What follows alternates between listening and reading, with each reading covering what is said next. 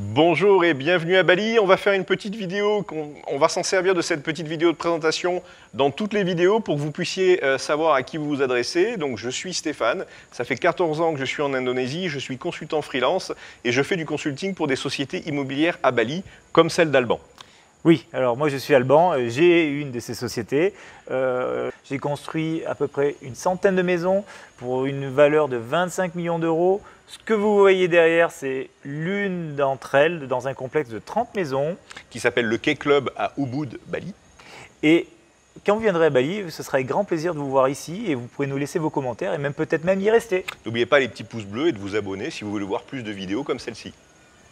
Maintenant, le sujet sérieux. Le sujet sérieux, voici la vidéo.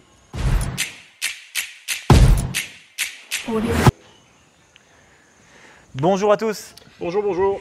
Alors aujourd'hui, on va aborder un sujet qui va sûrement vous intéresser. C'est Comment est-ce qu'on fait du revenu locatif à Bali? Alors, une autre petite introduction, Stéphane et moi, ça fait déjà plus de 10 ans qu'on fait ça. Et ce qu'on essaie de faire par ces vidéos, c'est partager notre expérience. Alors, on va vous donner pas mal d'astuces, on ne vous donnera pas tout, parce que sinon, comment on gagnerait notre vie. Mais en tout cas, on va essayer d'aborder les points principaux pour que vous compreniez quels sont les avantages ou désavantages d'acheter ou d'investir ou de venir à Bali. Et on va surtout couper court à beaucoup de rumeurs qu'on peut entendre, parce qu'on a beaucoup de vidéos qui sont faites sur le web et qui disent « Alors voilà, je vais vous expliquer comment faire du revenu locatif à Bali, comment devenir riche », et en fait, on n'y comprend rien. Vous avez trois manières en fait, de faire du revenu locatif en règle générale. La première manière, c'est de prendre un bien et de le mettre sur Airbnb, etc. Alors, ce qu'il faut savoir, c'est qu'en Indonésie, en tant que personne étrangère, vous n'avez pas le droit légalement d'ouvrir un compte Airbnb et de mettre votre villa en location sur Airbnb. Ce n'est pas légal. En fait, il ne vous reste plus que deux options. Et ces deux options sont soit de créer une SCI, c'est-à-dire une société qui va faire du management immobilier. Enfin, SCI, c'est le terme français, hein, c'est un autre nom en Indonésie. C'est un autre nom en Indonésie, mais je prends le terme SCI parce que ça vous parle en tant que francophone. Donc vous allez monter une société pour faire du management. Ou alors, vous allez tout simplement confier votre bien à une société qui fait déjà ça. Parce que sur Bali, vous avez énormément de sociétés qui font déjà en fait de la location de villas et qui font du management de villas sur différents supports, que ce soit Booking.com, Airbnb ou alors leur propre site web. Donc vous avez trois moyens. Donc, je répète, on résume. Vous, en tant que particulier, vous n'avez pas le droit de le faire, c'est illégal. Il ne vous reste plus que deux options. Créez votre propre société pour faire du management immobilier ou alors confier votre bien à une société de management. Alors, ce qu'il faut savoir, c'est que pourquoi on parle de ça les revenus locatifs, quand on parle d'investissement à Bali, ce qu'il faut bien comprendre, j'imagine que vous le savez déjà, c'est quand vous achetez une maison, vous allez sûrement la mettre en location saisonnière. Alors, la beauté de Bali et pourquoi Bali est une destination qui plaît beaucoup et qui est très lucrative comparée à beaucoup d'autres destinations, c'est qu'il fait beau toute l'année. Alors on a des saisons des pluies, mais malgré saison des pluies, c'est une saison à 12 mois. Ça veut dire que vous avez des touristes qui viennent toute l'année.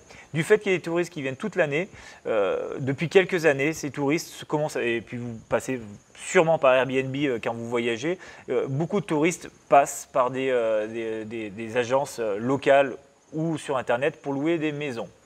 Donc si vous avez acheté une maison et que vous la mettez à la location, il est possible et il sera fort probable qu'il y ait des gens de partout dans le monde qui viendront y séjourner pour des courts séjours.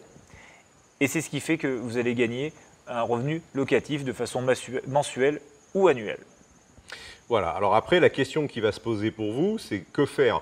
Est-ce que vous voulez créer une société pour faire du management de villa? Ou alors, est-ce que vous voulez tout simplement acheter une villa et la confier à une société de gestion? Alors nous, généralement, nous, on vend beaucoup de maisons individuelles. C'est souvent ce qu'on conseille à nos clients en leur disant de ne pas monter de société parce que ça va être compliqué pour eux. On est en Indonésie, c'est comme en France. Alors oui, peut-être c'est facile de monter une société en France, ça prend 3 jours, vous mettez un petit capital, vous ouvrez un compte bancaire et c'est bon. Par contre, ça va vous demander pas mal de paperasse par la suite. Vous devez avoir un comptable, alors, à moins que vous êtes capable de faire de la comptabilité en Indonésie. Vous allez devoir un siège social, vous allez quand même devoir payer une boîte aux lettres ou quoi que ce soit. Vous allez devoir faire des rapports annuels. Enfin, ça demande quand même un petit peu de travail. Hein. C'est pas parce que vous êtes en Indonésie que vous pouvez faire ce que vous voulez.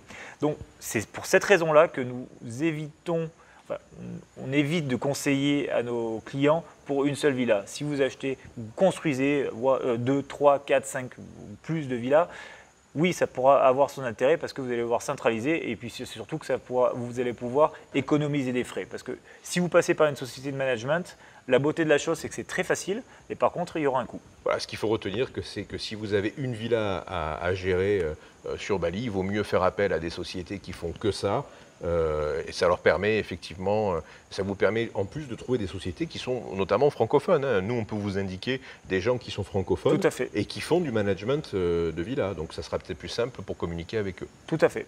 Dernière chose, vous pouvez aussi acheter une maison qui est déjà dans un parc managé. Et dans ce cas-là, c'est même plus simple pour vous parce que finalement, vous achetez une maison, elle fait déjà partie d'un complexe, il y a déjà un management en place, il y a souvent déjà un rapport locatif qui est mensuel. Donc on fera une prochaine vidéo où on vous montrera comment nous donnons les rapports locatifs tous les mois avec tout le détail, c'est-à-dire le staff. Parce qu'en fait, ce qui va se passer quand vous passez par une société de management, vous allez devoir, en fait, la société de management va payer va encaisser et payer pour vous. Mais pour que vous ayez une visibilité complète, vous allez avoir un rapport mensuel pour savoir tout ce qui s'est passé, où va l'argent, combien est rentré, combien est sorti.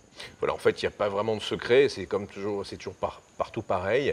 Il suffit de faire appel à des professionnels, il y a des gens qui font ça très très bien. Exactement. Ça a un coût effectivement, mais au moins ça vous permet de ne pas avoir de maux de tête. Exactement. Voilà. Alors en espérant qu'on ait été clair quand même. Oui, en espérant qu'on a été clair. De toute façon, vous n'hésitez pas à liker, à vous abonner à la chaîne si vous voulez, à poser vos questions dans les commentaires et on essaiera au mieux d'y répondre. Exactement. Voilà, donc on vous dit à bientôt. À bientôt. Bye bye. Bye bye.